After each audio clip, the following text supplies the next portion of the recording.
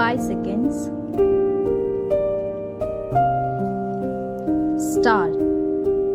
ತೀರ್ಪು ಶಿರಹಟ್ಟಿ ಪೊಲೀಸ್ ಠಾಣೆಯ ಸಹಾಯಕ ಪೊಲೀಸ್ ಉಪನಿರೀಕ್ಷಕರು ಆರೋಪಿತರ ವಿರುದ್ಧ ಭಾರತ ದಂಡ ಸಂಹಿತೆಯ ಕಲಂ 323, 427, 447, 504 ಸಹ ಕಲಂ 34 ರಡಿಯಲ್ಲಿ ದೋಷಾರೋಪಣಾ ಪತ್ರ ಸಲ್ಲಿಸಿರುತ್ತಾರೆ. ಅಭಿಯೋಜನೆ ಮೊಕದ್ದಮೆಯ ಸಂಕ್ಷಿಪ್ತ ಸಾರಾಂಶ ಈ ಕೆಳಗಿನಂತೆ ಇರುತ್ತದೆ.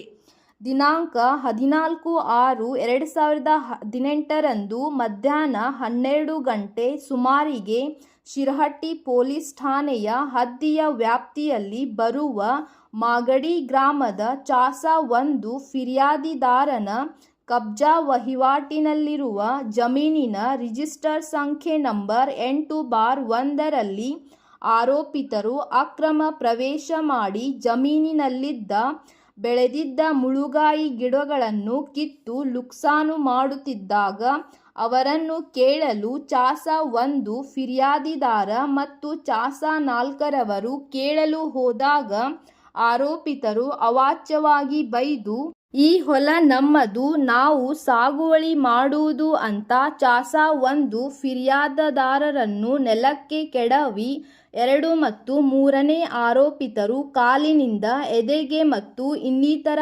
ಭಾಗಗಳಿಗೆ ಒದ್ದು ಆರೋಪಿಯೊಂದಿಗೆ ಕೂಡಿ ಫಿರ್ಯಾದಿದಾರನಿಗೆ ಮತ್ತು ಚಾಸಾ 4ರವರಿಗೆ ಅವಾಚ್ಯವಾಗಿ ಬೈದಿರುತ್ತಾರೆ ಅಂತ ಚಾಸಾ 4ರವರು ನ್ಯಾಯಾಲಯದಲ್ಲಿ ಖಾಸಗಿ ದೂರು ಸಲ್ಲಿಸಿದ್ದು, ಸದರಿ ಖಾಸಗಿ ದೂರನ್ನು ನ್ಯಾಯಾಲಯವು ಖಾಸಗಿ ಫಿರ್ಯಾದಿ ಸಂಖ್ಯೆ 58/2018 ಅಂತ ದಾಖಲು ಮಾಡಿಕೊಂಡು ತನಿಖೆ ಮಾಡಿ ವರದಿ ಸಲ್ಲಿಸುವಂತೆ ನ್ಯಾಯಾಲಯವು ದಂಡ ಪ್ರಕ್ರಿಯಾ ಸಂಹಿತೆಯ ಕಲಂ 156(3) ಅಡಿಯಲ್ಲಿ ಶಿರಹಟ್ಟಿ ಪೊಲೀಸ್ ಉಪನಿರೀಕ್ಷಕರಿಗೆ ಕಳುಹಿಸಲಾಯಿತು.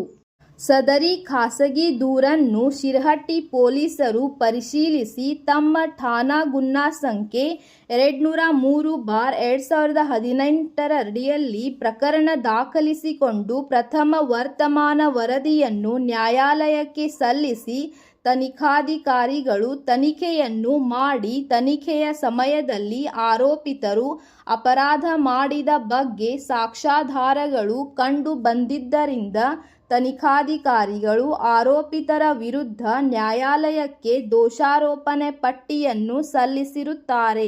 ತನಿಖಾಧಿಕಾರಿಗಳು ನ್ಯಾಯಾಲಯಕ್ಕೆ ದೋಷಾರೋಪಣಾ ಪಟ್ಟಿಯನ್ನು ಸಲ್ಲಿಸಿದ ನಂತರ ನ್ಯಾಯಾಲಯವು ಭಾರತ ದಂಡ ಸಂಹಿತೆಯ ಕಲಂ 323, 427, 447, 504 ಸಹ ಕಲಂ 34 ರಡಿಯ ಆರೋಪಗಳಿಗೆ ಆರೋಪಿತರ ವಿರುದ್ಧ ಸಂಜ್ಞತೆಯನ್ನು ತೆಗೆದುಕೊಂಡು ಆರೋಪಿತರಿಗೆ ಸಮನ್ಸ್ ಜಾರಿ ಮಾಡಲಾಯಿತು.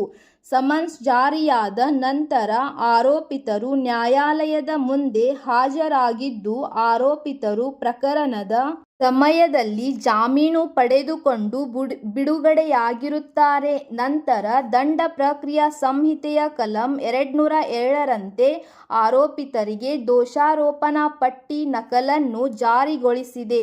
ದೋಷಾರೋಪಣೆಯನ್ನು ರಚಿಸುವ ಪೂರ್ವದಲ್ಲಿ ವಾದವನ್ನು ಆಲಿಸಲಾಯಿತು. ಆದರೆ ಆರೋಪಿತರನ್ನು ದೋಷಾರೋಪಣೆ ರಚಿಸುವ ಪೂರ್ವದಲ್ಲಿಯೇ ವಿಮೋಚನೆ ಮಾಡಲು ಯಾವುದೇ ಸಕಾರಣಗಳು ಈ ನ್ಯಾಯಾಲಯಕ್ಕೆ ಕಂಡುಬರದ ಕಾರಣ ದೋಷಾರೋಪಣೆಯನ್ನು ರಚಿಸಲಾಯಿತು.